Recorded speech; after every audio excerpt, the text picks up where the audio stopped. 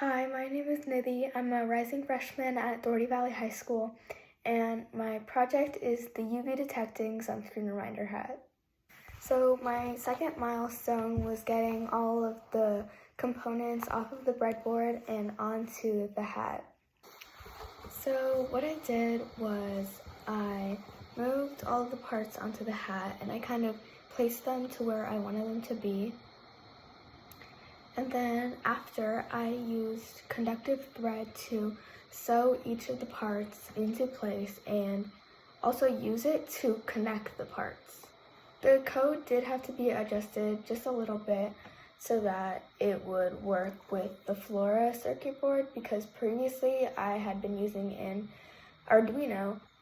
Other than that, everything pretty much worked the same.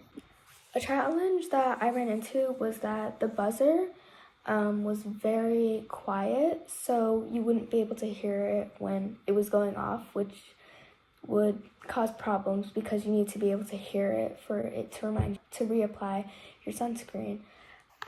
So what happened with the buzzer was that it wasn't securely connected through the thread to the circuit board, but what I did was I took out the thread that I had originally done and I re-sewed it onto the hat and tried to make sure that each connection with the board as well as each leg of the buzzer was securely connected so that the sound would be of a lot higher quality and would be louder. Now we can take a look at what happens when we plug it into the computer.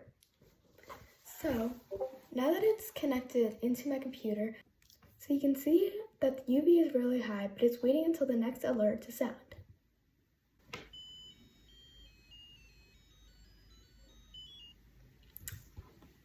So you might have heard that after the amount of time allotted had been up, the buzzer had been sounded, and this was because the UV was really high.